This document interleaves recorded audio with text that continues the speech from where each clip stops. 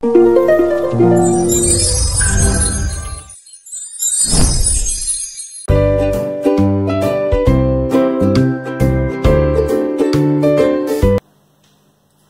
Students, ఈరోజు topic ఏంటంటే section formula. Section formula అంటే ఏంటి, ఎక్కడ యూజ్ చేయాలి, ఏ కాన్సెప్ట్ లో యూజ్ చేయాలి. Now let us see. Take a line segment AB. AB is a line segment. A and B are end points. What is this point? X1 comma Y1, X2 comma Y2. On this line segment we have uncountable number of points, అంటే infinite points. అందులో ఏ point అయినా మనం section formula find చేసుకోవచ్చు. To find any point on the line segment. Already మనం mid point formula తెలుసు. Mid point అంటే ఏంటి? Suppose this total line segment is divided into 2 equal parts at a point. ఈ total length A point దగ్గర అయితే 2 equal lengths గా divide అవుతుందో ఆ పాయింట్ ఏమంటాం? Mid point. Mid point find చేయడం ఫార్ములా ఏంటి? x1 plus x2 by 2 comma y1 plus y2 by 2. Mid point అంటే ఈ టోటల్ లెంత్ 2 ఈక్వల్ పార్ట్స్ గా డివైడ్ అవుతుంది. అంటే ఏపీ లెంత్ ఎంత ఉందో పిబి లెంత్ కూడా అంతే ఉంటుంది. When P is the mid point. Lengths 2 lengths equal అవుతాయి. ఆ లెంత్స్ రేషియో ఫైండ్ చేశారనుకోండి, ఇది 4 సెంటీమీటర్ వస్తే ఇది కూడా ఎంత అవుతుంది?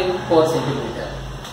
ఇన్ కేస్ 10 సెంటీమీటర్ ఉంటే ఇది కూడా ఎంత ఉంటుంది? 10 సెంటీమీటర్.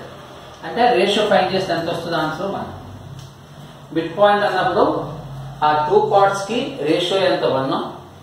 ఆ పాయింట్ ఫైండ్ చేయాలంటే ఫార్ములా ఏంటి? x1 plus x2 by 2 y1 plus y2 by 2. అర్థమైందా? ఇది mid point condition. Mid point అన్నప్పుడు ఆ డివైడింగ్ పాయింట్ దగ్గర లెంత్స్ ఈక్వల్ అవుతాయి. ఆ లెంత్స్ రేషియో ఎంత ఉంటుంది? 1:1. అండర్స్టాండ్? ఆ పాయింట్ ఫైండ్ చేయడం ఫార్ములా ఇది. ఇన్ కేస్ దీన్ని ఏమంటాం? Dividing point. ఆ డివైడింగ్ పాయింట్ మిడ్ పాయింట్ అయితే ఫార్ములా ఇది.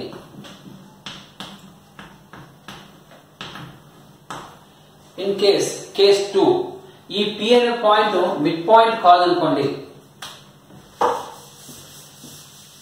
P is not a midpoint if P is not a midpoint. అప్పుడు AP length PB length not equal అవుతుంది. AP length is not equals to PB length. Suppose AP length M1 అనుకోండి, ఈ PB length M2 అనుకోండి. అప్పుడు lens ratio ఎంత అవుతుందంటే M1:M2. మీకు syllabus లో ఒక ఫార్ములా ఉంది, ఈ P పాయింట్ ఫైండ్ చేయడం ఫార్ములా. ఆ P పాయింట్ ఫైండ్ చేయడం ఫార్ములా ఏంటంటే M1x2 plus M2x1 by M1 plus M2. M1 y2 plus M2 y1 by M1 plus M2. ఈ ఫార్ములా దేనికి? ఆ డివైడింగ్ పాయింట్ ఫైండ్ చేయడానికి. అంటే క్వశ్చన్ లో మీకు ఏమిస్తాడు? Point A coordinates, point B coordinates, ఆ లెన్స్ రేషియో ఇస్తే ఈ పాయింట్ ఫైండ్ చేస్తారు. ఇప్పుడు నేను చెప్పే కాన్సెప్ట్ ఏంటంటే point A coordinates, point B coordinates, ఇంకా ఈ డివైడింగ్ పాయింట్ ఇచ్చేస్తాడు. అప్పుడు మీరు ఏం ఫైండ్ చేయాలి? ఈ రేషియో ఫైండ్ చేయాలి. ఆ రేషియో ఫైండ్ చేయడం ఫార్ములా ఇప్పుడు నేను ఎక్స్ప్లెయిన్ చేస్తాను. అర్థమైందా? మీకు తెలిసిన ఫార్ములా ఏంటి? ఏ పాయింట్ లో ఉండే కోఆర్డినేట్స్, బి పాయింట్ లో ఉండే కోఆర్డినేట్స్, ఈ లెన్స్ రేషియో ఇస్తే ఈ ఫార్ములా యూజ్ చేస్తారు to find the dividing point. ఇప్పుడు నేను చెప్పే కాన్సెప్ట్ దేనికంటే if given A and B points and dividing point P coordinates, అప్పుడు ఏం ఫైండ్ చేయాలి, m1:m2 రేషియో ఫైండ్ చేయాలి. ఓకేనా? అది ఫైండ్ చేయడానికి ఫార్ములా ఏంటి?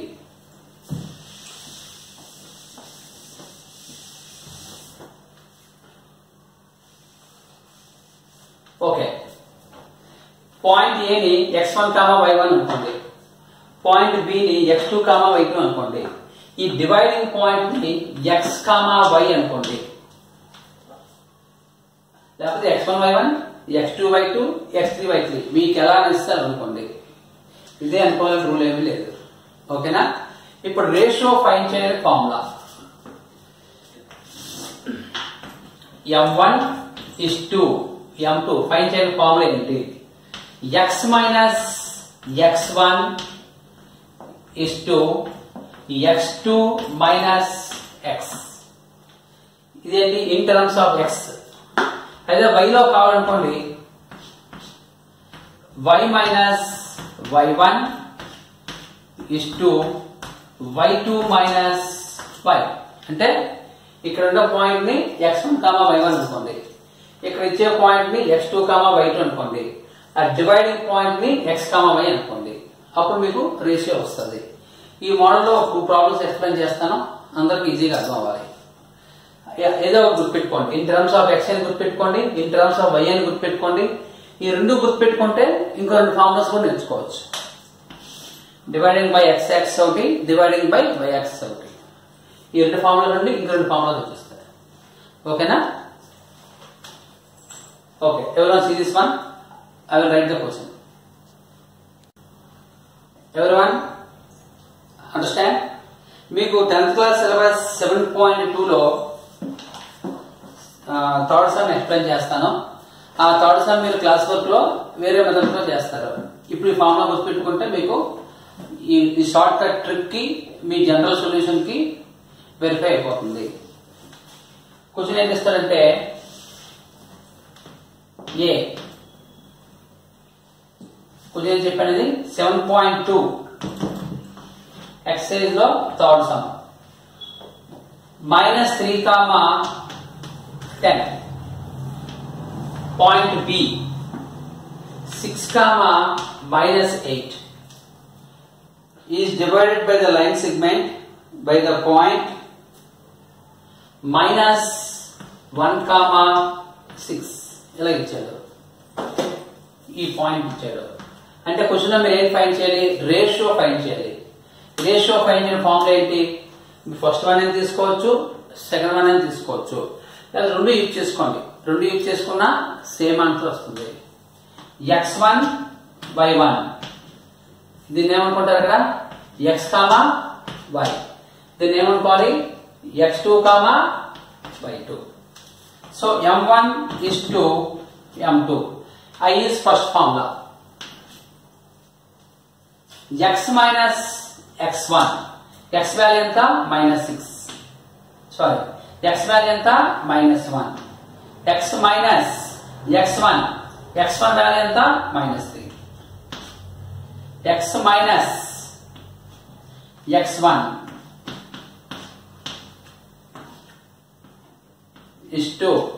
x2 అంటే 6 minus x -1. -1 minus and minus plus 3 is 2. 6 plus 1. -1 plus 3 ఎంత? 2. 6 plus 1 ఎంత? 7. It is the answer. ఇదే ప్రాబ్లం మీరు సొల్యూషన్ చేశారనుకోండి, 1 పేపర్ వస్తుంది. ఈ ఫార్ములా గుర్తుపెట్టుకుంటే ఒక 2-3 ప్రాబ్లమ్స్ మీరు ఓన్ గా ప్రాక్టీస్ చేస్తే విత్ ఇన్ సెకండ్స్ లో ఆన్సర్ వచ్చేస్తుంది. ఓకేనా? I explain one more problem. Everyone see this one? ఇంకో సమ్ ఎక్స్ప్లెయిన్ చేస్తాను.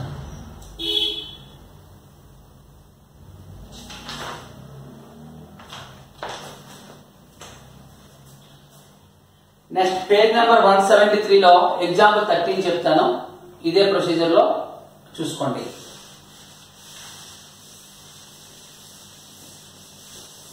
ఈ ప్రాబ్లం నేను ఈ ఫామ్ లో ఇచ్చేసాను. మీకు కూడా డౌట్ క్లారిఫై అవ్వాలంటే సెకండ్ వన్ కూడా ఇచ్చేసుకోండి. Page number 173 example 30.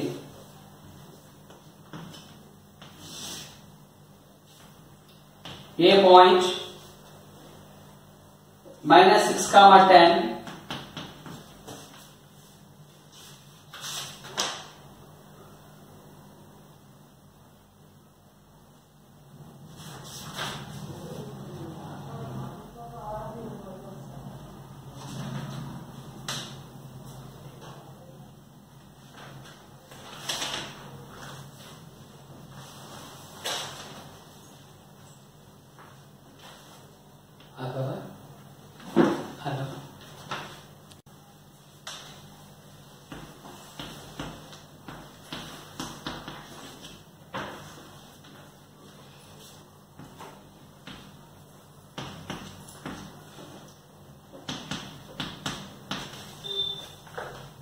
Okay. x1, y1 minus 6, 2. x2, y2 3, minus 8. x, y minus 4, 6. Now use either first formula or second formula. Suppose use first formula to find the ratio m1 is to m2. x minus x1 is x1, y1. x, y. x2, y2. x minus x1 minus 4 minus of minus 6.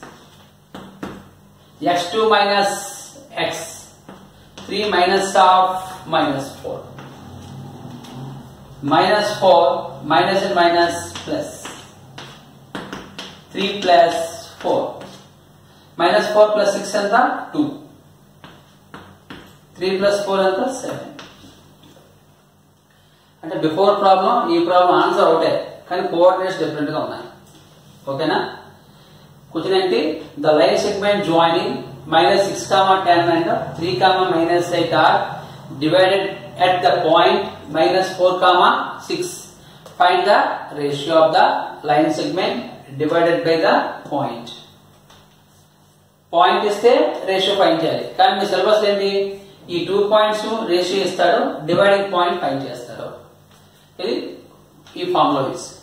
Next ఇందులో second formula ఏంటి? Divided by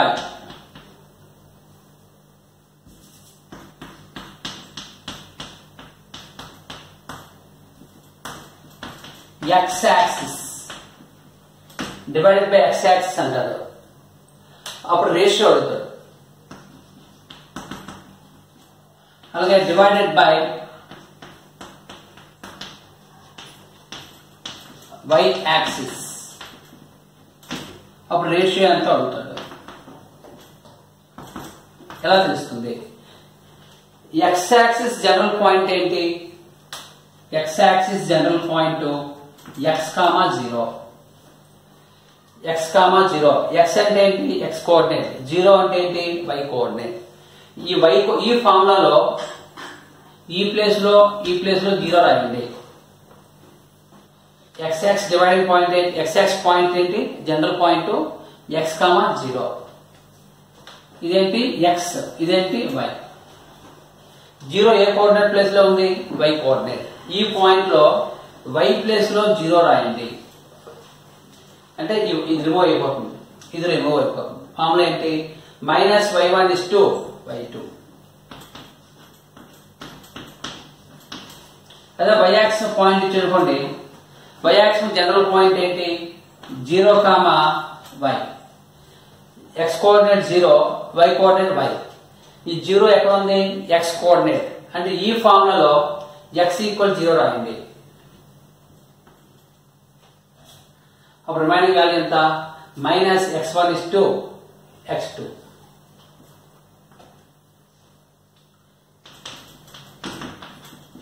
అంటే divided by x axis అన్నప్పుడు minus y1 is to y2. Divided by y axis అన్నప్పుడు -x1 x2. ఈ 4 formula వస్తే మీకు ఒక bit గ్యారెంటీగా వచ్చేస్తుంది. ఓకేనా? See that one.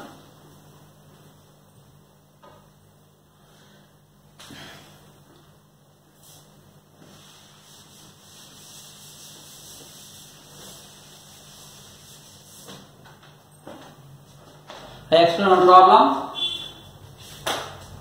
Page number 176. Example 50. Text book లో ప్రాబ్లమ్స్ ఎందుకు చెప్తానంటే ఆల్రెడీ మీరు 10th క్లాస్ సిలబస్ లో అవన్నీ నేర్చుకున్నారు. మీరు యూజ్ చేసే ప్రొసీజర్ కి నేను చెప్పే ట్రిక్స్ కి డిఫరెన్స్ తెలియాలి.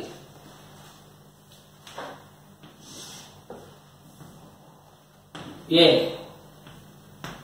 బి డివైడింగ్ పాయింట్ ఏంటంటే డివైడెడ్ బై y యాక్సిస్ అంటాడు.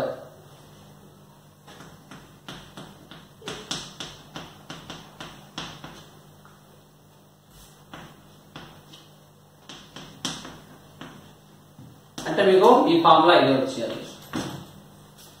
కోఆర్డినేట్స్ ఏమి ఇచ్చాడు? 5, -6 -1, -4. ఇక్కడ p పాయింట్ ఏంటి?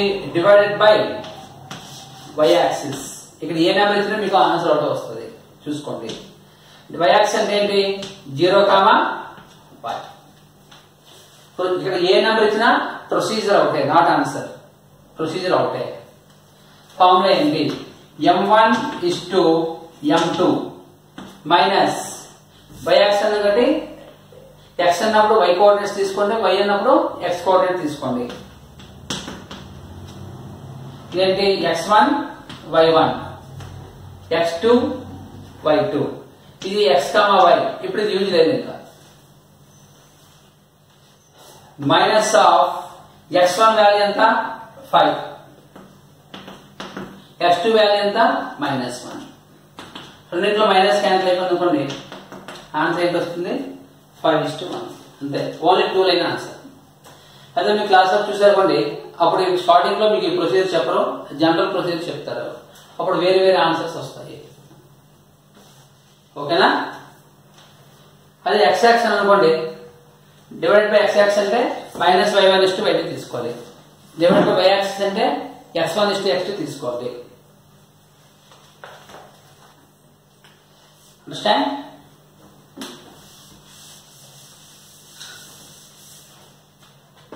I explain one more problem.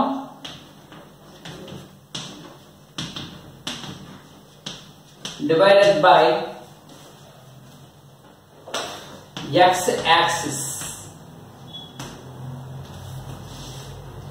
General example తీసుకోండి.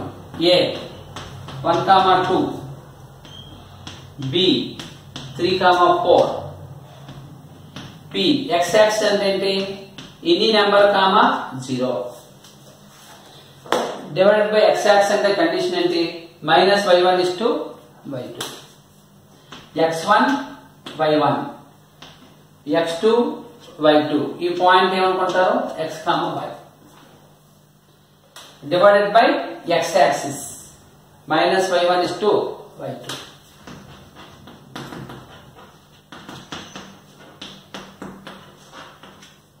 is equal to minus y1 value ఎంత? 2, y2 వాల్యూ ఎంత? ఓకే. రేషియో ఎప్పుడు మీకు నెగిటివ్ రాదు కాబట్టి ఇక నెంబర్స్ మారుస్తారు.